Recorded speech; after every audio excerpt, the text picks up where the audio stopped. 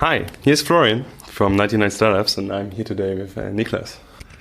Hi, so I'm Niklas Grunewald. I work at the DB Innovation Labs. Basically what we do here is transfer external technology into Deutsche Bank. I'm working here for 2 years as a vice president innovation, channeling external companies, startups, and larger tech players and their respective products into Deutsche Bank. Let's start with the functions of DB Lab. So what does it mean? Is it kind of like an entrance door into the Deutsche Bank, or how you describe it more detailed? Yeah, maybe before I get into that. So we here at the labs have basically five goals. So one is the tech transfer. Get into detail on that later. Second one would be supporting our digital strategy. Then we are also concerned with our narrative. So everything we do here, try to get good stories over to our communications department and be a part of our overall digital narrative. Furthermore, we are also concerned with collaboration within Deutsche Bank. So internally, we try to coordinate our various stakeholders in the bank and outside to kind of work jointly on the projects, because it's a huge bank and we provide that sort of layer in between. And the fifth is culture. So that's also a very important one, where we try to take everybody and get everybody onto the same route for this digital journey. But as you mentioned, the most important part is probably technology transfer. It works in a way that we go into the market, scout technologies, and see if there are applications in the organization that could fit that supply. It also works the other way around. We also talk a lot with our internal stakeholders, our divisions, our infrastructure functions, and see what kind of needs they have, and then go out into the market and find fitting solutions. And from there on, the process is just like a regular pipeline or funnel. So from this sort of discovery phase where we scout solutions, see solutions, and kind of get this initial match, we move into an evaluation phase where you look at different companies, try to find the best vendor. And once we've done that, go further down into the execution phase, or pilot phase is probably where that describes it a bit better, and really test that solution. Because everything, or most of the things we look at, are very beyond the curve solutions that haven't been tested, or at least haven't been tested within Deutsche Bank. So it's for us always very important to get actual grip on the numbers and what it can actually do. And once we're happy with the results after this pilot and test phase, we move into the adoption phase, meaning just that we onboard them as a vendor. Now this process can work actually on two sides of the bank. So there's a lot of process technology that we look at that just helps us service our clients better. Then there's also technologies on the real customer touch point, and those sorts of cooperations obviously are more visible to our customers. Yeah, so you do of course both B2C and B2B. So B2B would generally be, as I said, more like the process technologies that we use internally, and B2C kind of depends on how you define B2C, because customers are for us, of course, private clients, wealth management, business customers, but also our other business divisions like our investment banking and transaction bank, our asset management. So if you reach into the company and talk to the certain departments about their needs, how did this develop? Like, for how many years you guys exist now? So we've been existing for 3 years. Of course, it was like a little startup within Deutsche Bank, right? Yeah. If you look at the definition of the word labs and look around into the landscape of corporates and how they define it, everybody has a different definition, right? So if you look at venture capital, the process is always the same. You invest in, obviously there are, in detail differences between venture capital funds and corporate, etc.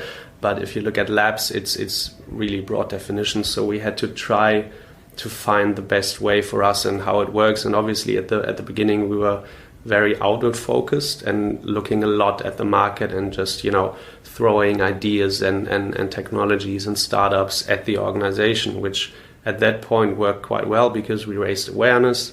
We got the connections to our internal stakeholders. Yeah. And now, the approach, because, we know most of our stakeholders inside out, and we know what they need. So we just talk to them a lot. So it's a bit more inward focused now than it was at the beginning. So normally big corporations have always the problem that change is an enemy word. Normally big companies have a hard time to change. So would you say the throwing of a lot of ideas and bringing a lot of knowledge or new ideas into it raised this up and got the process on? Yeah, definitely. I mean, so I think, to be honest, when I joined, I was very surprised of the mindset that already existed. I mean, obviously we still have a long way to go, but alone that nearly each single division has his own digital leader, whatever he's called, if he's chief digital officer or chief information officer or whatnot.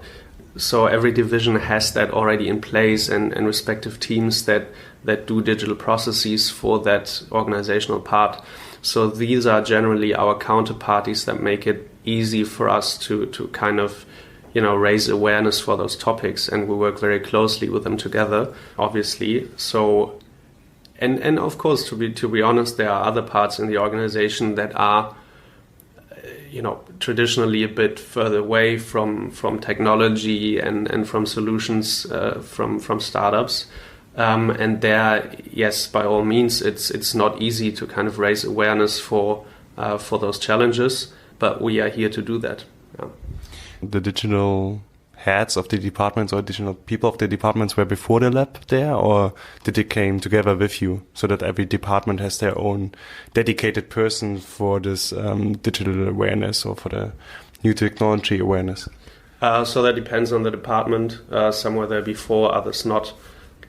The important part to take away from that is that our management board is very committed to go this or to onboard on this digital journey, and has basically put all the pieces where they belong. We have digital heads. We have us as Innovation Labs as a sort of layer across the bank. Our goal is not only to deliver solutions to our retail bank, which is private, commercial, and wealth management. Also, as I mentioned, our investment bank, GTB, asset management, and of course our infrastructure functions. I think that's important to take away from that we have a holistic system that is in place that we now need to execute on. And you said also you try to educate culture-wise, because different departments have different needs, different standing points. So how you approach this topic? Mm-hmm. What we do culture-wise, and if you call it culture or kind of digital literacy or knowledge or whatever you want to call it, we have a variety of formats to do that. So obviously we have the physical labs, which are, we could basically sit anywhere, but a main part of the labs is actually to have people here. Mm-hmm. So we do a lot of workshops for all of our employees, and that's really from everyone up to the management board, where we have briefing sessions, kind of technology education. So I think it's really important to get everyone, and really I mean everyone, onto that journey. We have sessions here in the labs, and we have, obviously then it gets more tailored to different stakeholder groups. If we educate on a specific technology, obviously, if you look at GTB, it's majorly blockchain. Obviously we also tailor it specifically to our audience. So is it the pull or push? Do you guys just offer them and say, you should go there, or do they come to you and say, we need? Let's just put it like that. So there's a lot of demand for formats in the labs. So there's a lot of people that actually just approach us. But also, of course, some bits is just that we talk to our stakeholders and kind of see what could be relevant for them and just start sessions with them. But we never push formats down the throat. So how did you get this awareness? Normally, I know from big corporations, to get people to be motivated to learn something new, also outside of their day-to-day life, is kind of hard. So were you able to raise this awareness that they first know that you exist, and second, they approach you? Yeah. So I think there's two parts to that answer. So let's maybe start with the easy one. Once they are here and kind of experience workshops, formats that we can drive here, it's very easy to get them motivated, because exactly out of that point they have their day-to-day jobs. You know, this kind of impetus for them is just really can be a big motivational driver. The question is really how do you get them here? Obviously, it's just at the beginning it was a lot of work to raise awareness, to communicate well externally, but also internally in the organization, and that's just really good and hard work. Yeah. Okay. So, and then if they are here, you like do workshops with them, like design thinking, or more specific on technologies, or what is your approach there to help them? Again, I mean, that's kind of like a mixed bag, because yes, we have design thinking sessions tailored to, you know, for example, find a solution to a specific problem setting. We have more informal exchanges where you just sit down and kind of see what the problems are, what kind of solutions could fit. We have technology education sessions where you just, you know, talk along one of the major technologies. So it's really a lot of formats. Okay, so you try also to tailor that. Yes, absolutely. Yeah, I mean, of course, we have also external visitors where we just have, you know, standard kind of presentation where we just show them what we do. But then, especially for our internal stakeholders, we always try to tailor that very specifically to their needs. Yeah. Cool. And you go also on all levels, like from highest management to the single programmer or single bank employee? Yeah, exactly that. As I said, I think there is a demand across all levels to get educated on specific topics. I mean, some formats, especially when you look at the management board, it's a lot more tailored to specific needs and their respective divisions, etc., which, you know, makes sense. They only have so much time. Yeah. But yes, also down to the single employee. Yeah. So if you say your job is like to bring new innovations into the bank and you're the entrance door, and then you start to communicate a lot about the needs. So how you make sure that like it works out? What is your tactic there? Yeah, the short answer to that would be business alignment.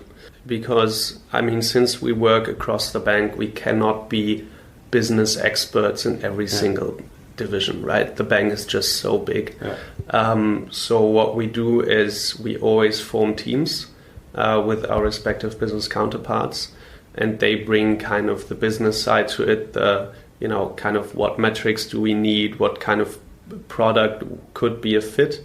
We bring the market and technology expertise side to that. You know, I wouldn't say tandem because that sounds too formalized, but it is always the business and us together. So is it in a workshop you all sit together in a room and then you discuss it, or is it more like a page where you write each other, or like an email follow up? Again, that kind of depends on the project and the stage. There usually we do, which works quite well, if we haven't worked with a stakeholder before, we get in a room and, you know, it's at the beginning it's just good to get to know each other and kind of have a workshop format where we try to carve out what the needs and demands are. And the longer you work together, the less obviously this is needed, because you know exactly what they want and what they need. And if there's a new project, they just approach you, we have a short phone call, and then we go ahead. Yeah. So a lot of people using the word innovation, be innovative. Mm-hmm. How you would define that?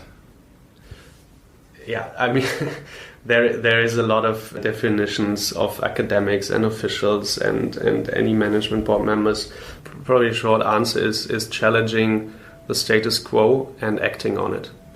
So, and then it gets very domain specific. I think in general, you can say that the product life cycles of the past decades have become shorter and shorter. So the need for innovation has exponentially grown with the shortening of those product life cycles. So, you know, in order to stay relevant in the long run, you have to kind of adapt that pace and increase your innovation efforts in order to stay relevant for your customers. Yeah. So if you say you have a lot of applications from inside and from outside, how you define on what you focus? Like which projects have the highest priorities and what to do next? That is a very, very good question, because we've been thinking about that a lot. We only have so many resources, right? And we have to distribute them accordingly.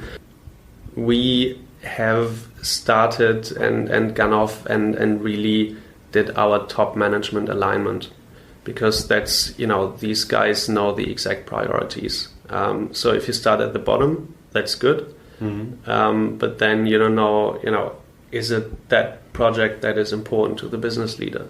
We are very, very top management aligned on that.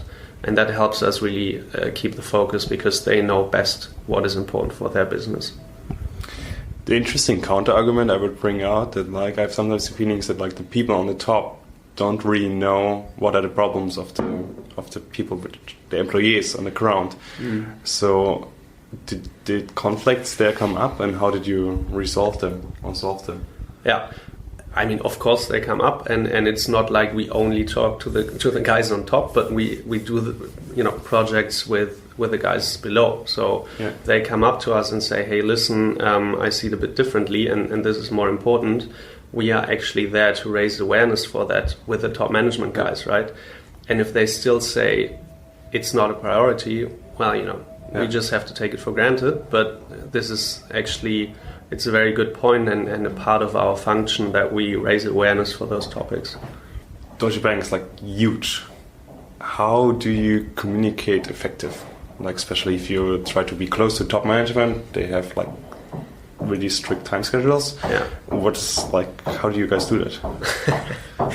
Yeah. Okay. I mean, so first of all, we have a couple of labs worldwide. So we have one in New York, one in the Valley, here in Berlin, London, a couple of employees in Frankfurt, a new one in Singapore. So even there, it's a challenge. But we are quite well equipped with video conferences that work for me surprisingly well, because it's just so different if you see each other in a very good quality.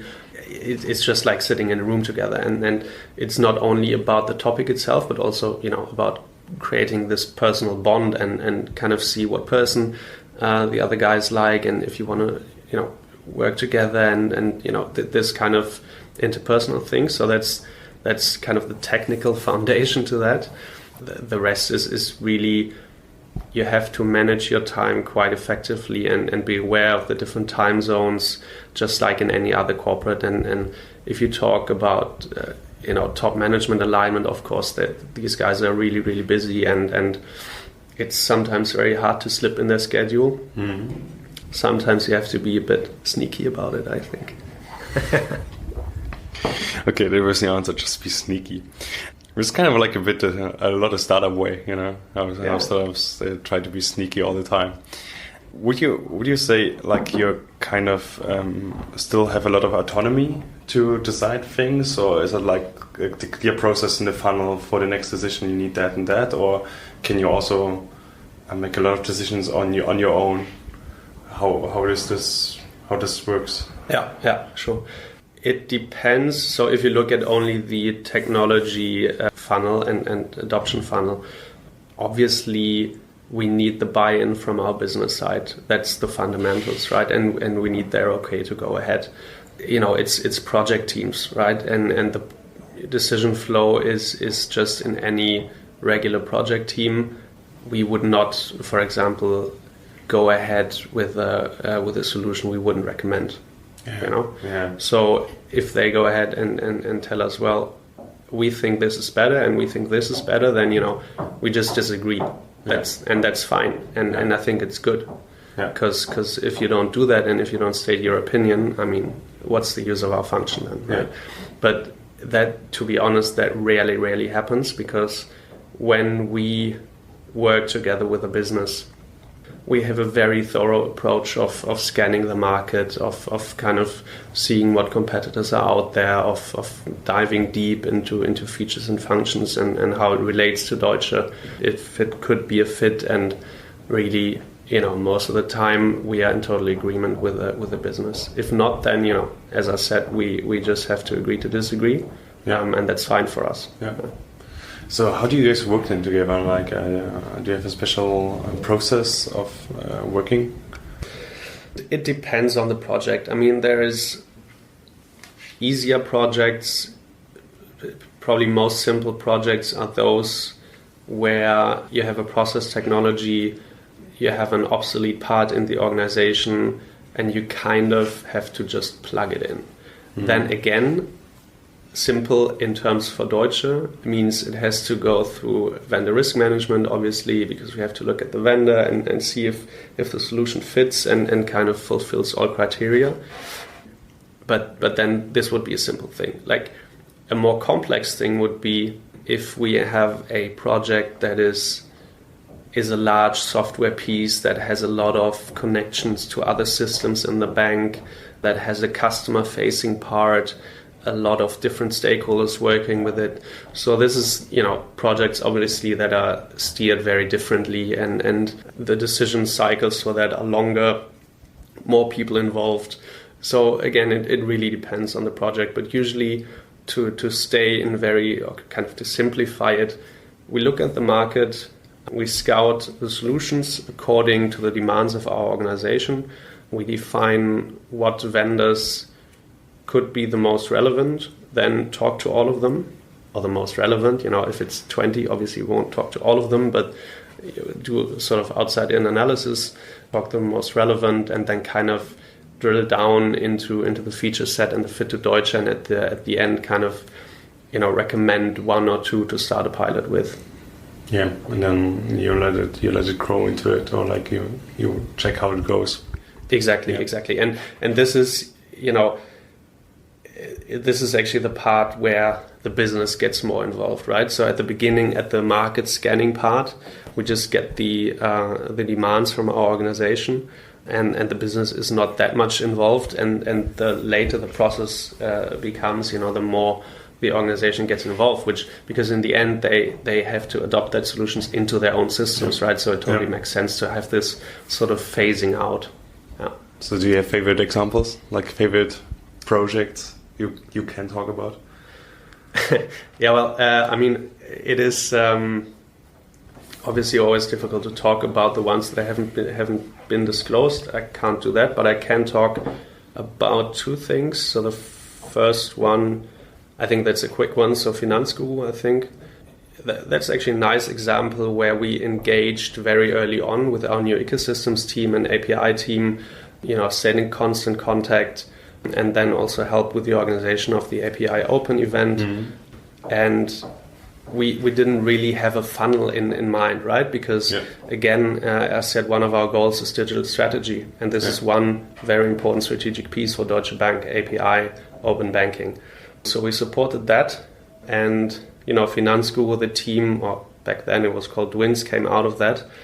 And at that time, we made a very bold decision to support them financially, because it was not only a startup, but a very, very, very early stage startup. Mm-hmm. So far, I think, not only because of Höhle der Löwen and their recent investment, the app is very, very well received. So this is one example. The other ones, I mean, you've talked to Kirsten Oppenländer in a previous podcast. We are also supporting the whole beyond banking efforts within commercial clients, where we adopted Advanon, the factoring solution, SMAC, Fastbill, Twago, and obviously the goal is to build a portfolio of beyond banking solutions for our commercial clients. So this is like two examples, customer touch points. Then there are other examples. I can't say names, but it's more process technology, and obviously this is undisclosed. Yeah. What you would say? Where we will be in 5 to 10 years? What do you think? The you mean the lab, innovation labs, or Deutsche Bank? Both. Like, we can ask that for innovation lab, but probably it's more interesting if you say, let's say the whole banking industry. Yeah. Okay. Well, I think so. Banking is very, very broad. Maybe we can break it down into different sectors, because I think it's a different play in each sector, and that's just my personal opinion. But so I think in the retail sector, whether it's commercial clients, private or wealth management, it's going to be a lot about the customer touch point. Yeah. Because you can see that everywhere that touch points just go online. And the question is if we are still there to be relevant on the first touch point, or will we be just, the product provider at the end? You can actually see that in every direction, in private clients, the credits. If I would, take up a credit, personally, would I go to a bank? No, I would compare first and then go to a bank. Yeah. Normal, yeah. In commercial clients, same scheme. In wealth management, you have the robo-advisors. And there's more to come, I think, in wealth management. So this is going to be a play of customer touch points. And then if you move along to CIB, GTB, it's probably going to be, especially in GTB, more technology play. And that's why we're looking so extensively at blockchain and their respective applications. So, there's no one answer. But yeah. So you say like you watch really closely on the market and try to see what's keep up what's going on. So do you have a special technique for that? Because it's really hard, especially the finance market, the whole blockchain market. They change and grow rapidly. So how you keep up with that? Yeah, I mean, I think there's no single recipe for that. It's just a bunch of things. So obviously we keep informed through blogs, through academic research, go to conferences, and that sort of stuff. So it's not really that one thing. But I mean, as you said, it's really important as innovation function kind of be at the forefront of what is happening. And I find, to be honest, the best for me is obviously a bit of academic research, but then blogs, because they're just quick and they don't have to, they are just there at the forefront, right? So something happens, they report it after 20 minutes. Yeah. So for me, that's the most valuable source. So what are your favorite blogs? So what is your technique to find blogs? So obviously the standard blogs like Gründerszene, Deutsche Startups. Then there's a couple of Medium articles, but there's no specific order for me. There's this Fin letter, obviously, that's very important to us as bankers. So it's just a bunch of things. And there's no real technique. You just sometimes you get an article sent over by a colleague. Yeah. You look at it. It comes from a specific blog. You like the blog. You follow it. So. Yeah. So, except the blogs and the conferences, what other sources you use to educate yourself, or what other ways you use to educate yourself? I mean, there is... So one source I like very much is internal. A part of innovation is our strategic intelligence team. Okay. And they just keep a lookout for the market, and they're specialists. So these guys really just dive deep into technologies, into competitor overviews on a corporate and high level, and that's a very, very valuable source for me. Yeah. Apart from that, as I said, we just in the team we share academic articles on technologies, on news, obviously not for academic articles, but we share news. So it's really also a lot about the team and what we see interesting, and that we just share it. What is your favorite book?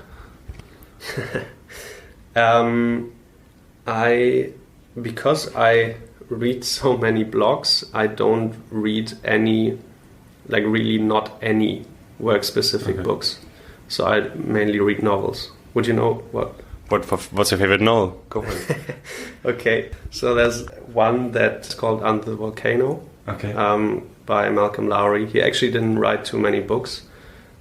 2, I think. One was a failure. The other one was a world hit, and he died very early. But it's very intense. It's plays in Mexico on one day, the Day of the Dead, and it's just a very dense atmosphere. I like it very much. Okay, cool. So, and my last question is, if you could go back to your 18-year-old self, What for advice would you give to yourself? Yeah, I feared that question.